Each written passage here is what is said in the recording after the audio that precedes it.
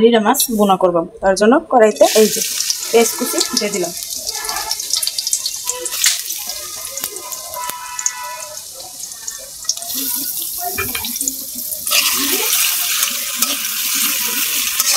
হালকা একটু পেস্টটা ভাজবাম।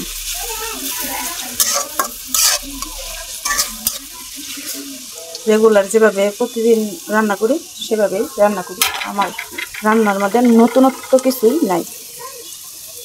মতো লবণ দিয়ে দিলাম, আগে ভাগে লবণটা দিয়ে দিলাম যাতে পেস্টটা নরম হয়ে যায় তাড়াতাড়ি। আমার হালকা ভাজা হয়ে গেছে, এখন বাটা মশলাগুলো দিয়ে দিই।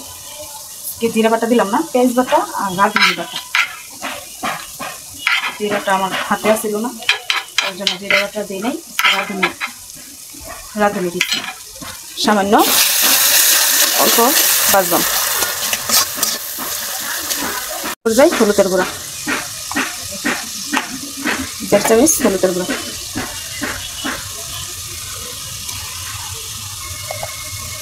মরিচের গুঁড়া 2 চামচ,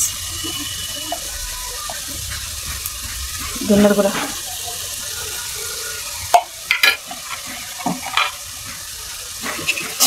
সামান্য একটু পানিটা দিতেছি মশলাটা কষা নিব।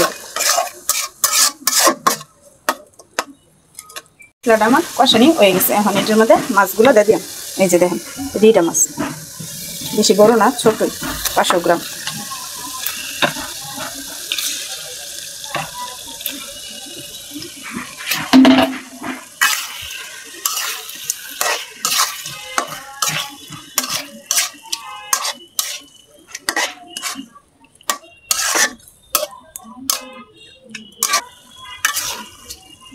লাড়া দিয়ে দিলাম।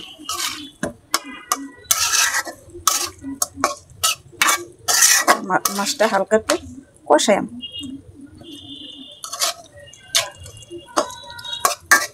বড় রিড়া মাছ হলে অনেক সুন্দর গ্রান আসে, ছোট রিড়া মাছ তার জন্য এত বেশি গ্রান আসতো না। তরকারির জন্য পানি দিয়ে দিই, সামান্য হালকা কুসুম গরম পানি।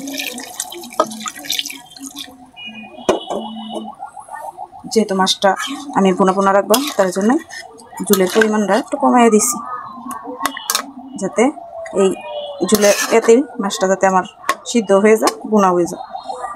এরপর যে আমি একটা কাঁচামরিচ দিয়ে দিলাম।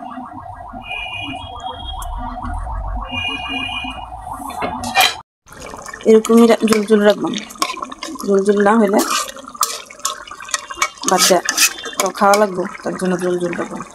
ভিডিওটা দেখার জন্য আপনাদেরকে অসংখ্য ধন্যবাদ। আল্লাহ হাফেজ।